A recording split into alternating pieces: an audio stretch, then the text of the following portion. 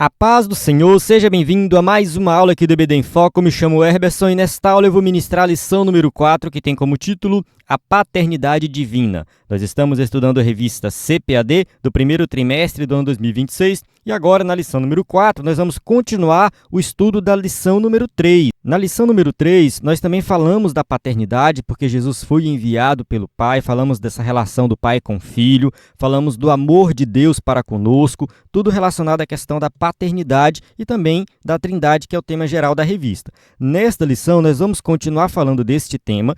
No entanto, nós vamos mostrar que essa paternidade ela é eterna, ou seja, Deus Pai sempre foi Deus Pai, e também vamos falar da relação do Pai com o Filho no sentido de que nós só chegamos até o Pai por meio do Filho. Isso é muito importante a gente destacar, né, porque não tem como crer em Deus sem crer em Jesus. Então, quando os judeus recusaram Jesus, negaram Jesus, eles negaram o próprio Deus que eles diziam servir. E também nós vamos falar aqui sobre a questão do amor para com o próximo. Na lição anterior, nós destacamos o amor de Deus para com a humanidade e agora que nós somos alcançados por esse amor, nós temos que amar o próximo e mostrar esse amor na prática. Então, é uma lição muito boa, uma lição que completa a lição anterior. Apesar de alguns temas que foram tratados na lição anterior aparecer novamente aqui, de maneira geral, é uma lição que complementa a lição anterior. Então, assim, vale muito a pena você assistir essa aula até o final, entender essa lição por completo. Aqui eu vou passar por cada tópico e subtópico, explicando em detalhes, né, toda a lição. Então, se você é professor do EBD, aluno do EBD e quer aprender mais sobre a lição número 4, a paternidade divina, assista esta aula até o final. Eu vou usar aqui o slide em PowerPoint, né, que você que acompanha o EBD em Foco sabe que nós temos esse slide 100% baseado na revista, com imagens de qualidade, pronto para ser usado. Um slide muito bom mesmo, a qualidade excelente. Quem é assinante do EBD em Foco acessa o slide de adultos, de jovens e vários outros bônus. Acessa também os slides anteriores, já fizemos mais de 900 slides, então você pode acessar todos eles. Então acesse o nosso site ebdemfoco.com ou envie uma mensagem no nosso WhatsApp. Vale destacar que quem não é assinante, acessa o nosso conteúdo gratuito, aula em vídeo, aula em áudio, subsídio PDF, tem cursos, tem muito conteúdo de qualidade gratuito na nossa plataforma. Então você pode enviar uma mensagem no nosso WhatsApp e também você pode baixar o nosso aplicativo. Nosso aplicativo está disponível na Play Store, basta procurar por EBD em Foco, você vai fazer o download e acessar o conteúdo do nosso aplicativo exclusivo. Vamos para o textório que diz assim: E vimos e testificamos que o Pai enviou seu Filho para Salvador do mundo. Primeira carta de João, capítulo 4, versículo 14. Então, João destaca aqui que o Pai enviou o Filho. Então, aqui a gente tem a relação de pai e filho, que eu já expliquei na aula anterior e durante essa aula que eu vou explicar novamente, né, o que realmente significa, né, Jesus ser Filho de Deus. Verdade prática, a paternidade de Deus é revelada no envio do Filho e na concessão do Espírito, confirmando nossa filiação e aperfeiçoando-nos no amor. Então aqui está um resumo do que nós vamos estudar nessa lição, mostrando que realmente Deus sempre foi Pai, Ele enviou o Filho, Ele enviou o Espírito para estar conosco, né, e existe a questão da filiação, que nós também somos filhos de Deus. Então aqui nessa lição nós vamos estudar todos esses temas, destacando aí no terceiro tópico a questão do amor. Leitura bíblica em classe se encontra em 1 João 4, de 13 a 16. Nós vamos avançar aqui durante a aula, a gente vai ler muitas passagens bíblicas. Introdução. Nesta lição, estudaremos como o Pai revela sua paternidade por meio da Trindade. Então, a gente já falou um pouco da paternidade na lição anterior e agora a gente vai se aprofundar um pouco mais, mostrando como que Deus realmente se revela como Pai. Veremos que esta paternidade é reconhecida na confissão de Cristo e aperfeiçoada em nós pelo amor, garantindo nossa comunhão com Ele, capacitando-nos a viver com confiança, fidelidade e expressão visível da nossa filiação diante do mundo. Então, reconhecer Jesus como Filho de Deus, e saber que nós também somos filhos de Deus, isso fortalece a nossa comunhão, porque uma coisa é ser criatura de Deus, outra coisa totalmente diferente é ser filho de Deus. E nós somos filhos de Deus por meio de Jesus Cristo, então somos, co-herdeiros juntamente com Cristo. Então, assim, nós estamos vivendo uma vida diferenciada, um reino diferente. Então, a gente precisa realmente mostrar isso na prática, no dia a dia, no nosso cotidiano. Então, por isso que ele coloca aqui, que capacitando-nos a viver com confiança, fidelidade e expressão visível da nossa filiação diante do mundo. Então, a expressão visível é justamente o amor, as nossas obras, as boas obras que nós fazemos porque nós somos salvos em Cristo Jesus. Tópico 1, a revelação da paternidade do Pai. tópico 1.1, definição da paternidade do Pai. Vamos ver essa definição aqui. A paternidade é atributo da primeira pessoa da Trindade, que opera por meio do Filho e do Espírito Santo. Então, Efésios capítulo 4, versículo 6, um só Deus e Pai de todos, o qual é sobre todos e por todos e em todos vós. Então aqui a gente vê, né, que Deus é Pai e Ele é Pai de todos. Tá? Deus é o Pai Todo-Poderoso. E essa paternidade é um atributo intrínseco da primeira pessoa da Trindade. Destacando aqui que quando a gente fala primeira da pessoa da Trindade, não estamos falando de superioridade, não estamos falando do primeiro que foi criado, nada disso. Como já foi explicado em aulas anteriores, Pai, Filho e Espírito Santo sempre existiram. Um não foi criado primeiro do que o outro, ou um é superior ao outro, nada disso. Cremos que Pai, Filho e Espírito Santo sempre existiram, a Trindade é eterna. O Pai é a fonte de tudo, Ele é soberano, Ele é o princípio sem princípio, Ele não é gerado, mas é aquele que gera o Filho, e de quem, junto com o Filho, procede o Espírito Santo.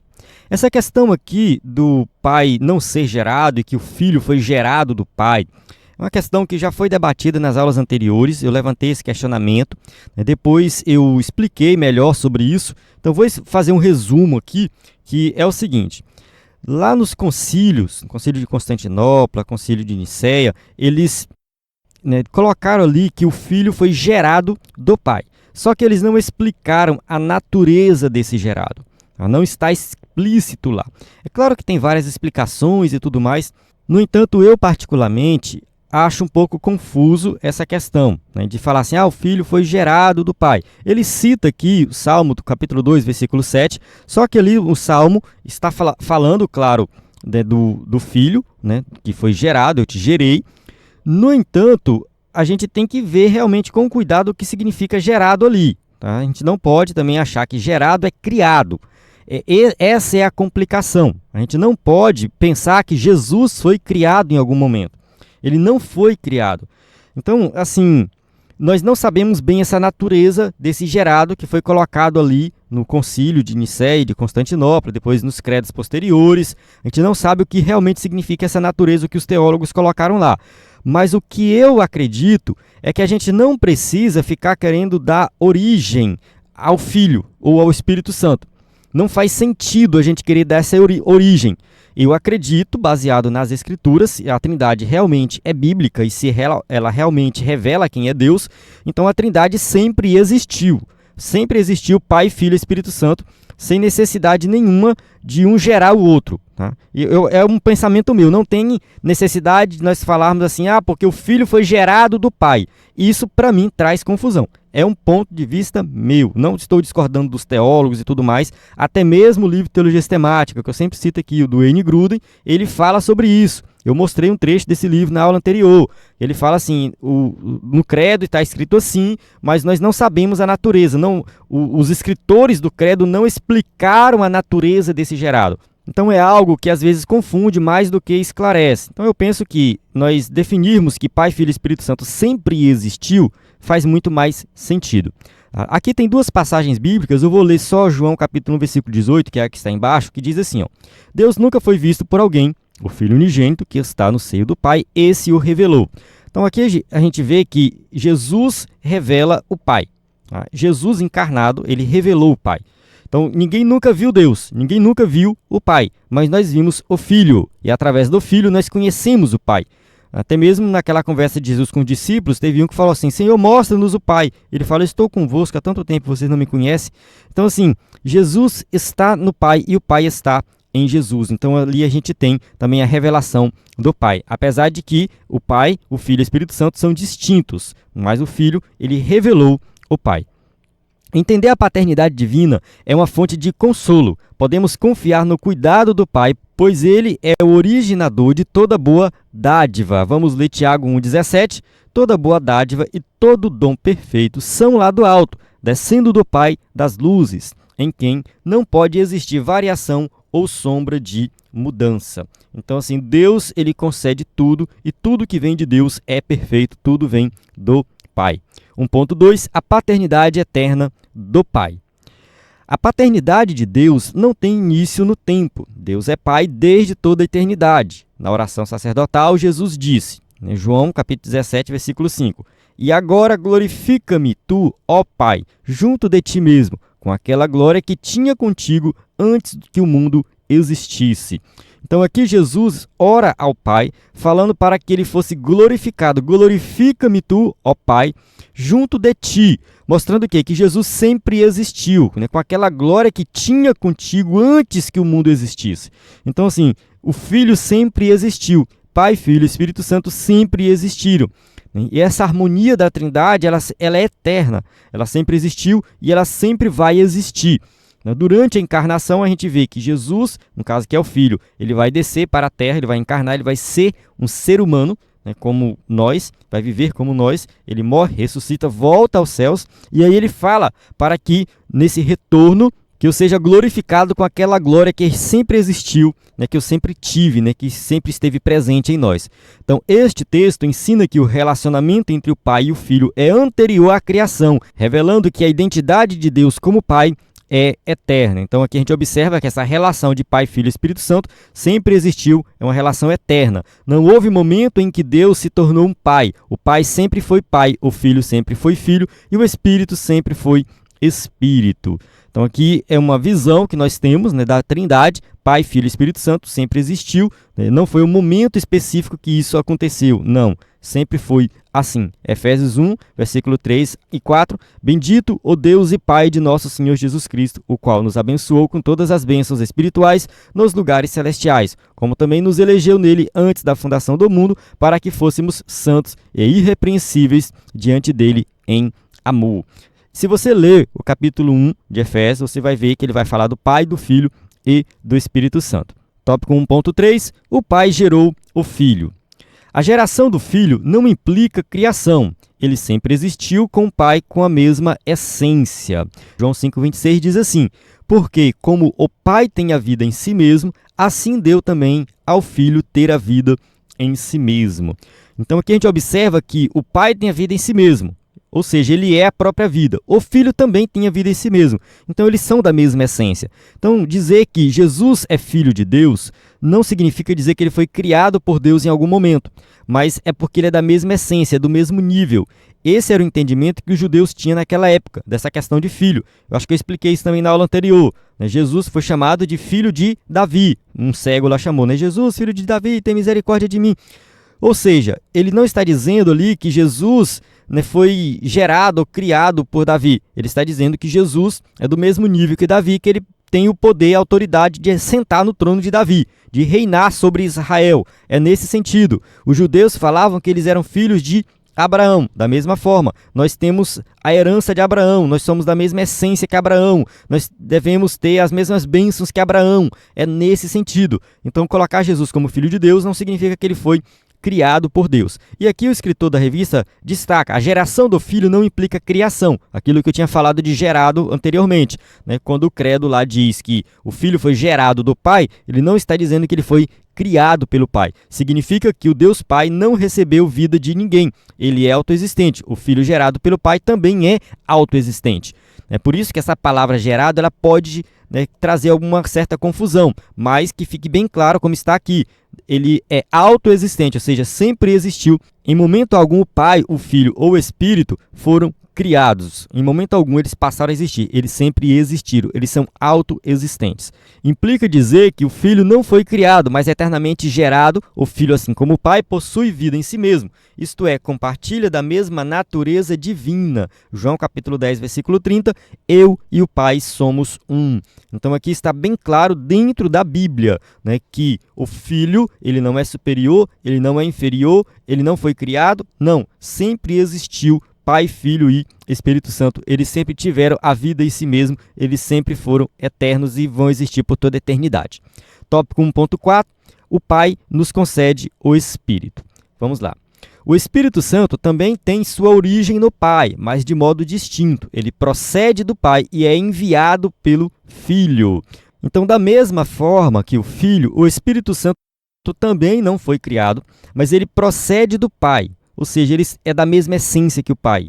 Ele está junto com o Pai por toda a eternidade. Ele foi enviado pelo Filho para estar conosco. Saber que o Espírito Santo procede do Pai e do Filho é muito mais do que um detalhe teológico.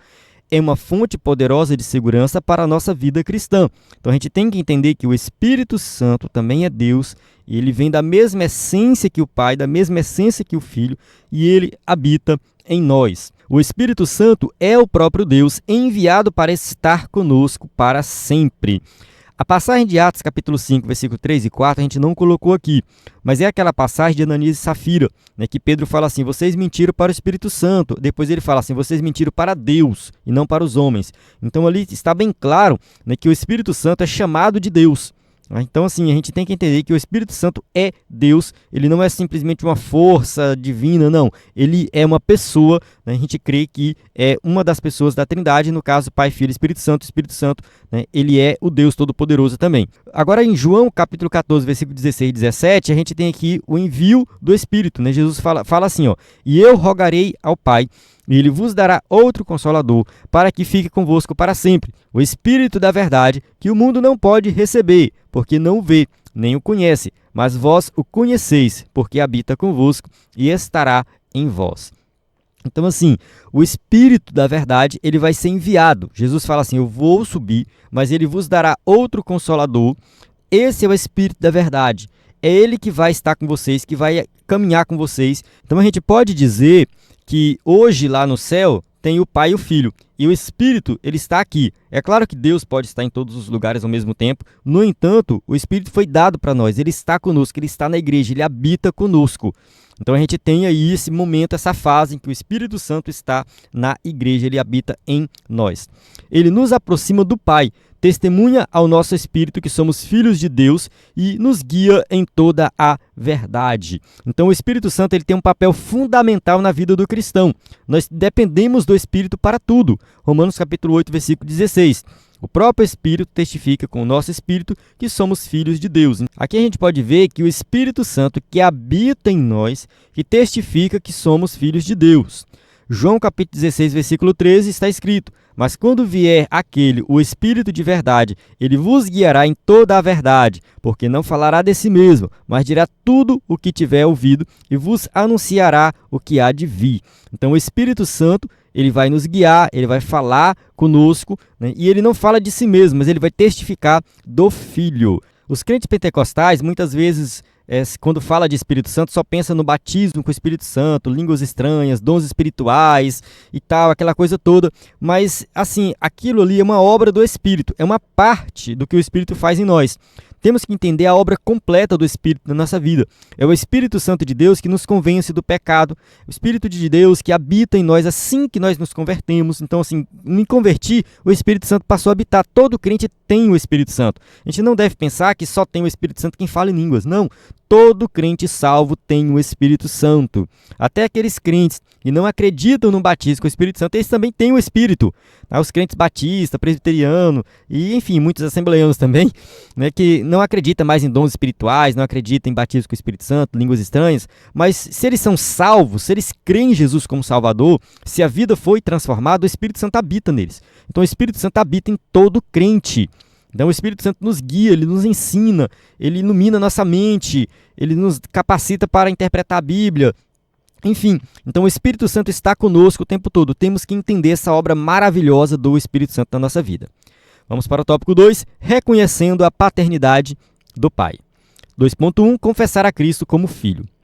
A confissão de que Jesus é o Filho de Deus é um ato central na fé cristã. 1 João capítulo 4, versículo 15, qualquer que confessar que Jesus é Filho de Deus, Deus está nele e ele em Deus. Então a gente tem que entender que crer em Deus significa crer em Jesus. Nós temos que confessar que Jesus é o Filho de Deus. Nós temos que confessar que Jesus é igual a Deus, que Jesus é o Deus Todo-Poderoso, que encarnou, que morreu na cruz do Calvário. Então a gente precisa confessar isso. Jesus é o Filho de Deus. Eu preciso crer em Jesus como Salvador para que de fato eu creia em Deus. Reconhecer a filiação divina de Cristo é mais do que uma afirmação privada. Então, assim, reconhecer que Jesus é o Filho de Deus não é uma afirmação que eu faço ali no meu quarto fechado e pronto, acabou. Não é só uma fé isolada, não é isso, tá? É uma declaração pública de fé e sinaliza que Deus habita no coração do crente. Romanos capítulo 10, versículo 9 e 10. A saber, se com tua boca confessares ao Senhor Jesus e em teu coração creres que Deus o ressuscitou dentre os mortos, serás salvo, visto que com o coração se crê para a justiça e com a boca se faz confissão para a salvação. Então a gente tem que entender que crer em Jesus é uma confissão pública, é você declarar publicamente que você crê, que você acredita, tá? E você vai dar testemunho disso. Essa capacidade não nasce da carne, nem da persuasão humana, mas da ação sobrenatural do Espírito Santo. Então, assim, o Espírito Santo que nos capacita para crer no Evangelho e confessar que Jesus é o Salvador. 1 Coríntios aqui 12:3 diz assim: portanto, vos quero fazer compreender que ninguém que fala pelo Espírito de Deus diz Jesus é anátema, e ninguém pode dizer que Jesus é o Senhor, senão pelo Espírito Santo. Então, assim, ninguém vai amaldiçoar Jesus e falar mal de Jesus, né, se tiver o Espírito de Deus. Não vai. E quem tem o Espírito vai falar o quê? Que Jesus é o Senhor. Somente quem tem o Espírito. Então só vai declarar que Jesus é Senhor, e essa declaração aqui não é uma declaração vazia, é uma declaração de reconhecimento prático de que Jesus é o Senhor, que Ele manda na sua vida. Ele tem o controle de tudo. Então colocar Jesus como Senhor significa que nós vamos servi-lo, que nós vamos adorá-lo, que nós vamos fazer tudo para agradá-lo. Então isso aqui só acontece por meio do Espírito Santo. Reconhecer Jesus como Filho de Deus é a única forma legítima de acessar ao Pai. João capítulo 14, versículo 6, disse-lhe Jesus: eu sou o caminho, a verdade e a vida, ninguém vem ao Pai senão por mim. Então só tem um caminho até o Pai, que é Jesus Cristo. Algumas igrejas criam outros mediadores, né? Algumas igrejas evangélicas atualmente colocam pastores como mediadores. Você tem que passar pelo pastor para chegar até Jesus, para chegar até o Pai. Na igreja católica coloca Maria, e enfim. Mas não existe outro mediador, é só Jesus. Nós temos que crer em Jesus e por meio de Jesus Cristo nós chegamos ao Pai. Negar o Filho é, por consequência, negar o acesso ao Pai. 1 João capítulo 2, versículo 23, qualquer que nega o Filho também não tem o Pai, mas aquele que confessa o Filho tem também o Pai. Aquilo que eu falo desde o início. Quem crê em Deus de verdade, crê em Jesus. Quem nega Jesus, negou o Pai. Quando a pessoa fala assim, eu creio em Deus e tal, mas não fala de Jesus, não crê em Jesus, essa pessoa não está crendo no Deus da Bíblia, não está crendo no Deus Todo-Poderoso que nós cremos. É por isso que a gente não pode dizer que as religiões por aí que creem em Deus, elas são parecidas com o cristianismo ou creem no mesmo Deus cristão. Não podemos dizer isso. O islamismo, por exemplo, eles falam de Alá. Muita gente diz assim, Alá é o mesmo Deus cristão, mas com nome diferente. Não é. Porque o Deus que nós cremos, o Deus cristão, é o Deus que ele se revela através de Jesus Cristo. E Alá não se revelou por meio de Jesus Cristo. Quem trouxe a ideia de Alá foi Maomé, não foi Jesus. Então, assim, não faz o menor sentido dizer que é o mesmo Deus, sem falar que as características são totalmente diferentes. Então, assim, esquece essa ideia de que todas as religiões são iguais, todo mundo crê no mesmo Deus. Não, nós cremos no Deus que se revela por meio do Filho de Jesus Cristo. Então, somente através de Jesus que nós chegamos até o Deus Todo-Poderoso. Que cada crente possa, com o coração cheio de fé e gratidão, proclamar com ousadia: Senhor meu e Deus meu. João capítulo 20, versículo 28, né? Foi o que Tomé falou diante de Jesus, quando ele viu ali que realmente era Jesus, né? Senhor meu e Deus meu. Então ele chama Jesus de Deus, né? Deus meu. Por isso que a gente diz que Jesus é Deus. 2.2, a perfeição do amor do Pai. O amor faz parte da natureza do Pai. 1 João capítulo 4, versículo 16. E nós conhecemos e cremos no amor que Deus nos tem. Deus é amor, e quem está em amor está em Deus e Deus nele. Então, assim, quando a gente fala do amor de Deus, nós estamos falando de algo superior, algo supremo, algo que nós não temos a capacidade de entender. Acho que foi na lição anterior que nós falamos sobre o amor ágape, né? Então, o amor ágape, esse amor incondicional, a palavra grega usada para se referir a esse amor de Deus, é um amor realmente muito superior. E Deus é esse amor, e Ele revela esse amor para nós. Então, se alguém ama a Deus, essa pessoa realmente tem que ter algo ali diferente. Dizer que ama a Deus de forma vazia não faz o menor sentido. E esse amor ele deve se refletir no cotidiano, nas coisas práticas, para com o próximo. Tá? O amor do Pai é sacrificial, demonstrado ao enviar seu Filho. Aqui a gente tem a passagem de João 3,16, que é muito conhecida, porque Deus amou o mundo de tal maneira que deu o seu Filho unigênito, para que todo aquele que nele crê não pereça, mas tenha a vida eterna. Então Deus revela esse amor através do sacrifício de Jesus Cristo. Então, quando Jesus morre ali na cruz do Calvário, a gente vê a expressão máxima desse amor, porque ali Deus está resgatando a humanidade, né? Morrendo por aqueles, né, que não dão uma mínima para Ele. Então isso é a graça de Deus, né? A graça de Deus é esse favor imerecido. Ele nos amou mesmo nós sendo pecadores, mesmo nós rejeitando, mas Ele nos amou e demonstrou esse amor ali na cruz do Calvário. Então a gente sabe que Deus nos ama, né, e Ele quer nos salvar. Esse amor nos adotou, fomos aceitos por Ele com todos os direitos de filhos legítimos. 1 João capítulo 3, versículo 1, vede com grande amor nos tem concedido o Pai, que fôssemos chamados filhos de Deus. Por isso o mundo não nos conhece, porque não o conhece a Ele. Então aqui nessa passagem de João, ele está falando que esse amor fez com que nós fôssemos chamados filhos de Deus. Então filho de Deus é aquele que crê em Jesus como Salvador. Esse que abraçou o amor, que reconheceu o amor de Deus, crê em Jesus, então esse é o Filho de Deus. Tá? Por isso o mundo não nos conhece, porque não conhece a Ele. Então o mundo não vai reconhecer a nós, por quê? Porque não conhece o Deus que nós cremos. Esse amor é inquebrável, nenhum poder ou circunstância poderá nos separar desse amor. Então isso aqui é algo que também a gente tem que crer, que a gente tem que viver na prática, né? O amor de Deus é um amor supremo, um amor inquebrável, nada pode nos separar do amor de Deus. Esse amor é pessoal, não é apenas geral, mas é individual, voltado para cada filho que crê. João capítulo 16, versículo 27. Pois o mesmo Pai vos ama, visto como vós me amaste e criste que saí de Deus. Então, assim, Deus, ele nos ama de forma individual. Ele ama o Herberson, ele ama o João, ele ama a Maria, ele ama o José, ele ama todos individualmente. Tem um escritor que diz algo bem interessante, se eu não me engano foi o C.S. Lewis que escreveu isso. Ele diz o seguinte, que se você fosse a única pessoa que precisasse de salvação, o único pecador da face da terra, Jesus viria e morreria somente por você. Então, assim, a gente tem que pensar dessa forma. Deus me ama individualmente. Jesus morreu por mim individualmente. Ele morreu pela humanidade, é claro, mas eu tenho que olhar dessa forma também. Ele morreu por mim. Ele me ama. Não é algo genérico, geral. Não, não. Ele fez isso especificamente por mim. Então, eu preciso realmente me entregar a Ele por completo. Assim, o amor do Pai é a fonte da nossa vida. Nossa salvação brota da abundância do seu amor. Foi o amor do Pai que nos buscou, nos salvou e nos guarda até o fim. Aleluia! Então, assim, esse amor, né, é algo que a gente realmente precisa valorizar. Né? Jesus me amou, eu sendo pecador, eu estava no mundo, não dava a mínima para Ele. Ele me amou, Ele veio, morreu na cruz do Calvário, me deu a salvação, me resgatou. E Ele me sustenta. Então, assim, a gente precisa realmente valorizar esse amor de Deus, né? O amor de Deus que realmente, né, está conosco desde antes de nós nos convertermos, né? Antes de nós sermos salvos, Deus já estava nos amando e Ele nos resgatou e nos conduz até a vida eterna. 2.3. As bênçãos da filiação divina. As Escrituras afirmam que o amor de Deus lança fora todo temor, especialmente o medo do juízo. 1 João capítulo 4, versículo 17. Nisto é perfeito amor para conosco, para que no dia do juízo tenhamos confiança.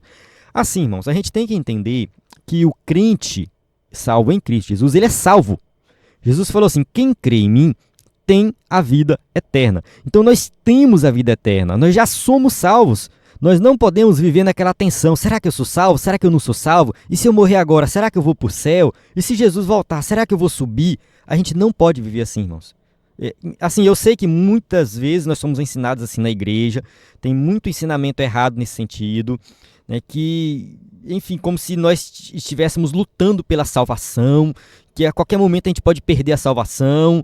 Só que isso é algo que traz mais problemas do que solução para a nossa vida. Entende? Se for para viver dessa forma, é melhor ir para o mundo e viver no mundo, porque não faz sentido você viver com medo se é salvo, se não é salvo. Quem vive assim são os muçulmanos. Tá? O islamismo diz que, na visão deles lá, tá? Visão do Islã, que todas as pessoas têm um anjo que anota as boas obras e as más obras, vai fazendo uma anotação ali, e no dia do juízo vai ser pesado. Se pesar mais as boas obras, você vai ser salvo. Se pesar mais as más obras, você não vai ser salvo. Então, segundo eles, é dessa forma. Então, eles nunca sabem se são salvos ou não até chegar nesse juízo. Essa é a visão do islamismo. Mas nós não cremos assim. Nós cremos que, salvos em Cristo Jesus, nossa salvação é garantida. Se você crê em Jesus como Salvador, se você realmente crê, se você realmente vive o Evangelho, você é salvo. Ah, mas eu pequei ontem e tal, eu perdi a salvação. Não. A salvação não se perde porque você comete um pecado aqui e acolá. Não é assim que se perde salvação. Nós cremos na doutrina de que é possível perder a salvação, mas assim, a maneira que nós cremos que pode perder a salvação não é porque você cometeu um pecado e perdeu a salvação. Isso não existe, isso não é bíblico. Tá? Eu vou deixar isso bem claro aqui. Apesar de muita gente acreditar nisso, isso não é bíblico. Você não perde a salvação porque você cometeu um pecado. Perder a salvação acontece no sentido de que você realmente recusa Cristo, ou que você começa a pecar e vai se afastando de Cristo através do pecado, mesmo estando na igreja, mesmo, participando da ceia, mas você vive uma vida de pecado que aquilo já reflete uma rebeldia contra Cristo. Você se tornou um rebelde porque você não procura viver uma vida de santidade. A sua vida é uma vida de pecado. Entende? Então a pessoa que viveu na igreja, está na igreja, servindo a Deus, tal, de repente essa pessoa se afasta, vai para o mundo. Ou então essa pessoa realmente deixa de crer. Enfim, existe sim a possibilidade de perder a salvação, mas essa possibilidade de perder a salvação não é algo corriqueiro que acontece todos os dias assim na sua vida. Ah, perdi a salvação, ganhei a salvação, perdi a salvação, ganhei a salvação. Isso não faz o menor sentido, tá? Não faz sentido, não tem base bíblica para isso. Então você sendo crente em Cristo Jesus, você vai realmente cometer um deslize, vai pecar, você vai pedir perdão, você vai orar. Então assim, a vida cristã é assim. Mas você tem que ter certeza da sua salvação. Você tem que ter confiança que Jesus te salvou, que Ele morreu na cruz do Calvário, que Ele perdoa os teus pecados e que nós somos fracos. Ainda temos a natureza pecaminosa. Somos uma lata velha. Entende? Assim, Jesus está trabalhando na nossa vida e melhorando cada vez mais. Mas, enfim, né, essa tua postura de querer ser fiel, de buscar, de, enfim, viver uma vida cristã verdadeira, né, essa é a sua postura que garante que você é salvo ou não. Se você é essa pessoa que realmente crê em Jesus como Salvador e está, né, buscando santidade na sua vida, você é uma pessoa salva. Você tem que ter essa confiança. Tá? Nisto é perfeito o amor para conosco, para que no dia do juízo tenhamos confiança. Então essa confiança é, né, algo que vem do amor de Deus. Essa confiança estabelece a segurança da nossa condição como filhos de Deus. O crente não é mais um escravo ameaçado pelo castigo eterno, mas um filho livre, amado e aceito em Cristo. Então aqui o escritor da revista está confirmando tudo que eu acabei de falar. É uma confiança que nós temos que ter como salvos em Cristo, porque não somos mais escravos do pecado. Não somos mais ameaçados pelo castigo eterno. Jesus disse: quem crê em mim tem a vida eterna. Jesus não disse assim: quem crê em mim pode ter a vida eterna. Quem crê em mim, existe a possibilidade da vida eterna. Não, ele não disse isso. Ele disse que quem crê em mim tem a vida eterna. Então nós temos a vida eterna, somos salvos em Cristo Jesus. Isso não significa que o crente não possa perder a salvação, como eu falei anteriormente. Existe a possibilidade de perder a salvação? Existe. Mas não é porque você cometeu um deslize. É quando você realmente vive uma vida de pecado, abandona Cristo, é nesse sentido. Né? Ezequiel 18, 24. Mas, desviando-se o justo da sua justiça e cometendo a iniquidade, fazendo conforme todas as abominações que faz o ímpio, porventura viverá? De todas as justiças que tiver feito, não se fará memória na sua transgressão, com o que transgrediu o seu pecado, com o que pecou, neles morrerá. Então aqui é transgressão, é você cometer iniquidade, afastar-se, né? Desviar-se, é nesse sentido. Você se desviou, você se afastou, você está longe de Cristo agora. Seja uma recusa consciente da divindade de Cristo, uma recusa do sacrifício, ou seja uma vida de promiscuidade, de pecado que você está levando. Você se afastou de Cristo e, por esse motivo, você deixou de ser salvo. 1 Coríntios capítulo 10, versículo 12. Aquele, pois, que cuida estar em pé, olhe que não caia. Então está bem claro que existe essa possibilidade de cair. Eu não vou entrar muito em detalhes sobre isso. Eu tenho um material que fala sobre essa questão de perder salvação. Eu posso disponibilizar aí. Só que é um material físico, onde eu teria que escanear, tentar fazer um PDF. Vou ver se eu consigo fazer isso. Mas, enfim, vale a pena a gente estudar sobre esse tema, porque ele é ensinado de forma muito errada. Por um lado, a gente tem os calvinistas que falam que não se perde salvação, por outro lado, a gente tem os arminianos que falam que pode perder salvação, mas dentro do próprio arminianismo tem vários entendimentos errados sobre essa questão. Mas sim, que o Espírito Santo, habitando em nós, testemunha a nossa filiação, extinguindo o medo da condenação. Então, assim, o crente não tem que ter medo de ser condenado, o crente não tem que ter medo de ir para o inferno, porque ele é salvo em Cristo, o Espírito Santo habita no crente, então a gente tem que ter garantia, certeza dessa salvação. Efésios capítulo 1, versículo 13 e 14, em quem também vós estáis, depois que ouvistes a palavra da verdade, o evangelho da vossa salvação, e tendo nele também crido, fostes selados com o Espírito Santo da promessa, o qual é o penhor da nossa herança, para a redenção da possessão adquirida, para louvor da sua glória. Então, essa questão de ser selado é algo também que reforça a segurança da nossa salvação. O selo romano era colocado numa carta e ninguém podia tirar aquele selo. Se a pessoa tirasse o selo romano, ali, o imperador selou uma carta, pediu para a pessoa levar, tirasse, aquela pessoa era condenada à morte. Então, assim, o selo era uma garantia, de que realmente aquele conteúdo estava ali confidencial. Ninguém abriu. A pessoa que recebeu a carta, tá o selo lá, significa que ninguém conhece o conteúdo daquela carta. Então, assim, nós somos selados pelo Espírito Santo. Ninguém pode remover esse selo. E aqui o apóstolo Paulo coloca também que ele é o penhor da nossa herança, ou seja, a garantia de que realmente nós temos a salvação. O verdadeiro amor, aperfeiçoado em nós pelo Espírito, remove o medo, pois no amor não há temor. Antes, o perfeito amor lançou fora o temor, porque o temor tem consigo a pena, e o que teme não é perfeito em amor. Então, assim, o temor, ele é problemático, E o amor verdadeiro, ele não tem esse temor, não tem medo, Então, nós estamos em Cristo no amor verdadeiro, Vamos para o tópico 3, a experiência do amor do Pai. 3.1, o amor é aperfeiçoado no crente. O aperfeiçoamento do amor em nós é obra do Espírito. Guardar a palavra é o meio pelo qual o amor divino é amadurecido. 1 João 2,5, mas qualquer que guarda a sua palavra, o amor de Deus está nele, verdadeiramente aperfeiçoado. Nisto conhecemos que estamos nele. Então, assim, guardar a palavra é viver a palavra na prática. É você realmente viver o que Jesus ensinou. Então, se você faz isso, significa que você está no amor de Deus. O amor de Deus está nele verdadeiramente. Então, verdadeiramente, o amor de Deus estará em nós se nós guardamos a palavra. Essa obediência prática à palavra é a evidência externa de um amor interno e verdadeiro por Deus. João capítulo 14, versículo 21. Aquele que tem os meus mandamentos e os guarda, esse é o que me ama. E aquele que me ama será amado de meu Pai, e eu o amarei e me manifestarei a ele. Então, aqui nessa passagem de João, está bem claro que se nós realmente amamos a Deus, se realmente amamos a Cristo, nós guardamos os seus mandamentos. Nós fazemos aquilo que ele ensinou. Nós seguimos o que a Bíblia ensina. Então, assim, nós temos que realmente colocar em prática tudo que foi ensinado por meio de Cristo. E isso é uma prova de que realmente amamos a Deus e que o amor de Deus está em nós. Não há amor genuíno a Deus sem compromisso concreto com a sua vontade revelada. 1 João capítulo 5, versículo 3, porque este é o amor de Deus, que guardemos os seus mandamentos, e os seus mandamentos não são pesados. Então, assim, guardar os mandamentos é justamente algo que nós devemos fazer como prova de que amamos a Deus, que o amor de Deus está em nós. Ele fala, esses mandamentos não são pesados, realmente não são pesados. Seguir a Cristo, seguir o Evangelho é a melhor coisa do mundo. Servir a Deus, seguindo o que realmente Jesus ensinou, é a melhor forma de viver nesse mundo, vamos colocar assim. São mandamentos que nos libertam da escravidão, mandamentos que, enfim, nos deixam livres para viver uma vida realmente que vale a pena aqui nessa terra. Então, viver uma vida que realmente vale a pena, isso nós fazemos através dos mandamentos que Jesus ensinou. Então, viver isso na prática, nós demonstramos que o amor de Deus está em nós.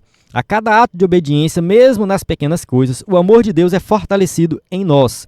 Lucas 16:10, quem é fiel no mínimo, também é fiel no muito. Quem é injusto no mínimo, também é injusto no muito.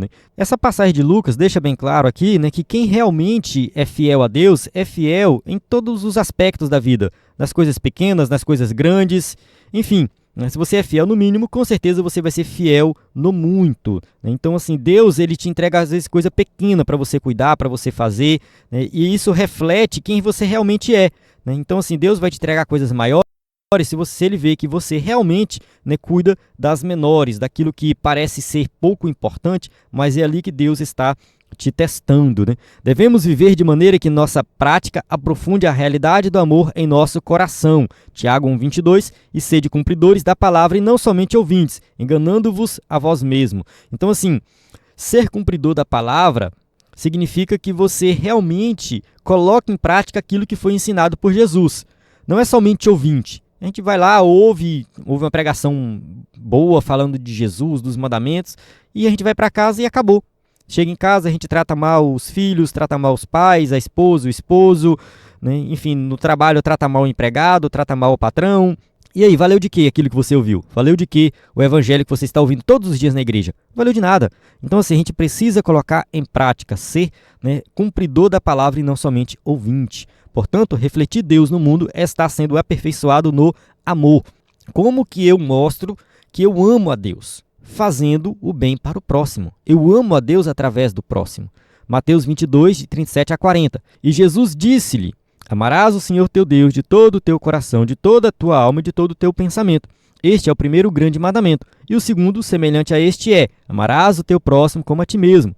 Destes dois mandamentos dependem toda a lei e os profetas. Então, tudo depende do amor. Se eu amo a Deus, se eu amo o próximo. Então, enfim, não faz o menor sentido eu fazer qualquer coisa nessa vida, né, se eu não amo o próximo. Porque assim, se eu não amo o próximo, significa que eu não amo a Deus. Começa por aí. É o que o apóstolo Paulo fala na carta aos Coríntios, né?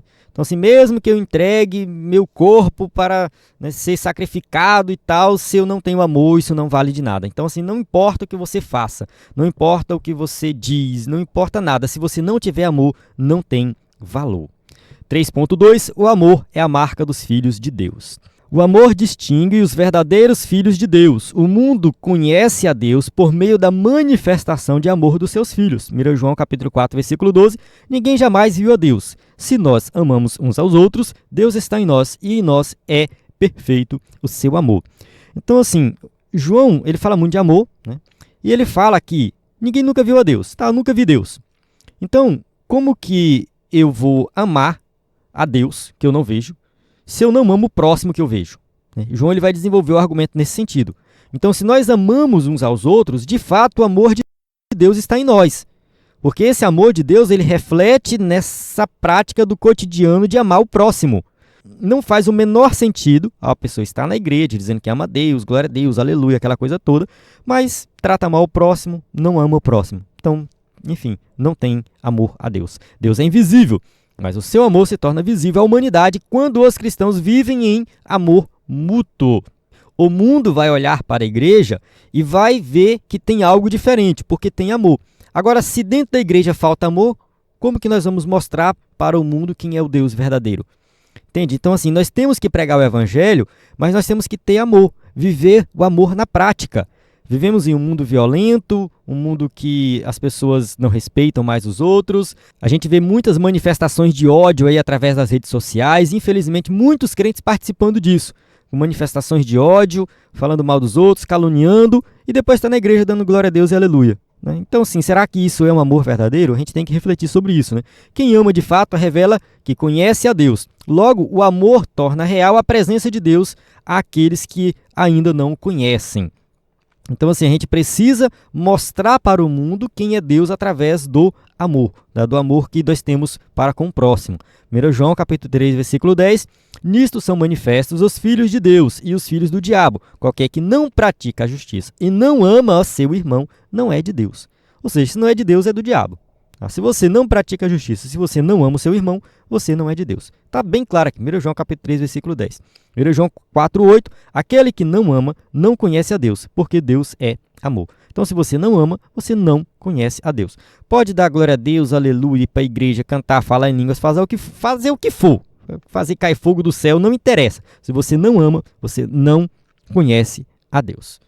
Jesus fala lá no Sermão do Monte. Muitos chegarão naquele dia, Senhor, Senhor, em teu nome expulsamos demônios, fizemos isso, fizemos aquilo. Ele vai falar o quê? Apartai de mim, porque eu nunca vos conheci. Então não importa as suas ações religiosas, se você não tem amor, você não é filho de Deus. Tópico 3.3, fomos amados primeiro. Um tema que a gente já falou na lição anterior e reforçar aqui agora. A essência da vida cristã está fundamentada no fato de que Deus nos amou. Nós o amamos porque Ele nos amou primeiro. 1 João capítulo 4, versículo 19. Então, assim, primeiro Ele nos amou. E é por isso que nós conseguimos amar o próximo. É por isso que aquela pessoa que não consegue amar o próximo, ela não é salva. Por quê? Porque ela não viveu o amor de Deus verdadeiro. Tá? Então, assim, primeiro a gente tem que realmente, né, participar desse amor de Deus para conseguir amar o próximo. Indica que a salvação, a fé e a nossa capacidade de amar são respostas à iniciativa incondicional do amor divino. Então, se nós temos a capacidade de amar alguém, é porque primeiro Deus nos amou. Então, Ele nos amou, Ele nos salvou e Ele nos deu a capacidade de amar o próximo. Em vista disso, fomos amados antes de qualquer mérito, antes de qualquer movimento pessoal em direção a Deus. Efésios capítulo 2, versículo 4 e 5. Mas Deus, que é riquíssimo em misericórdia, pelo seu muito amor com que nos amou, estando nós ainda mortos em nossas ofensas, nos vivificou juntamente com Cristo, pela graça sois salvos.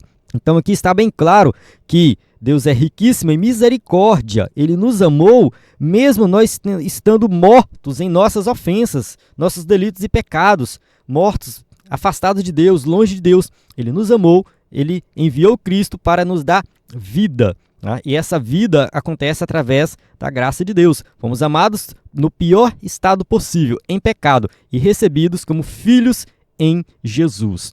Então fomos recebidos como filhos em Jesus, por quê? Porque Ele nos amou, Ele morreu na cruz do Calvário, Ele pagou o preço que nós deveríamos pagar, né? Nos resgatou do pecado, nos deu vida e nos fez filhos de Deus. Então nós fomos, né, transformados aí de uma situação de estado de condenação para, né, um estado de filhos de Deus. Isso é algo que tem que ser destacado o tempo todo, né? Ou seja, nós fomos resgatados da nossa vã maneira de viver para estarmos na posição de filhos de Deus. Esta verdade sinaliza que somente pelo Espírito conseguimos amar a Deus, ao próximo e ao inimigo. Então, assim, se nós queremos realmente amar o próximo, amar a Deus e amar o inimigo, nós temos que realmente crer no Evangelho. Nós temos que realmente buscar do Espírito Santo na nossa vida. Então, crer no Evangelho e ter uma vida transformada. Se você não ama o próximo, você não entendeu o Evangelho. O Evangelho ainda não faz parte, né, por completo da sua vida.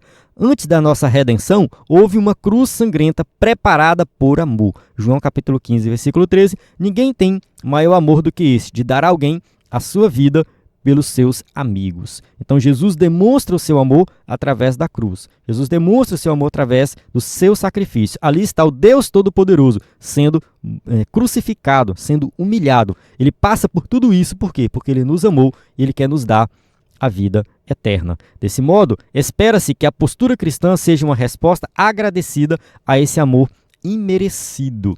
Vamos ler aqui 2 Coríntios, capítulo 5, versículo 14 e 15. Porque o amor de Cristo nos constrange, julgando nós assim, que se um morreu por todos, logo todos morreram. E Ele morreu por todos, para que os que vivem não vivam mais para si, mas para aquele que por eles morreu e ressuscitou. Aqui o apóstolo Paulo coloca assim, que se Cristo morreu por todos, logo todos morreram. Então ele vai dizer o seguinte: nós morremos, e agora nós não vivemos mais para nós mesmos. Ou seja, eu não posso viver mais para mim. Eu tenho que viver agora em prol daquele que morreu por mim. Ou seja, eu vou viver agora em prol de Jesus. Então, assim, eu morri juntamente com Cristo, mas eu morri para o pecado, morri para o meu eu. E agora eu vivo por meio de Cristo e para adorar Ele e para servir a Ele. Está bem claro aqui no versículo, mas para aquele que por eles morreu e ressuscitou. Então Jesus morreu, ressuscitou, então a minha vida não é mais minha, é dele. Paulo fala isso em Gálatas, acho que é Gálatas 2:20. Não vivo mais eu, mas Cristo vive em mim. Então a nossa vida agora não pertence a nós, pertence a Ele. Ele comprou um preço de sangue.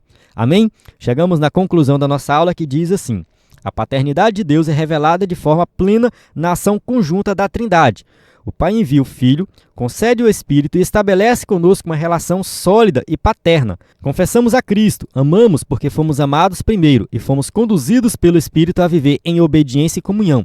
A nossa identidade como filhos de Deus é firmada em sua iniciativa soberana e amorosa, garantindo-nos plena confiança para o dia da eternidade e ajudando-nos a refletir o amor do Pai ao mundo. Então aqui nós temos a conclusão que resume muito bem o que estudamos nessa lição. Felizmente aqui não vai dar para eu explicar um pouco mais dessa conclusão, a aula já demorou bastante e também o meu computador está descarregando, né? Eu não vou conseguir aqui fazer uma explicação mais profunda, mas eu acredito que ficou bem explicado a lição, né? A gente tem aqui as perguntas, né, para quem vai usar o slide na igreja, e mais uma vez reforçando o nosso site ebdenfoco.com, né, o nosso conteúdo. Então, assim, na plataforma EBD em Foco você tem tudo o que precisa para ministrar uma aula de excelência na EBD.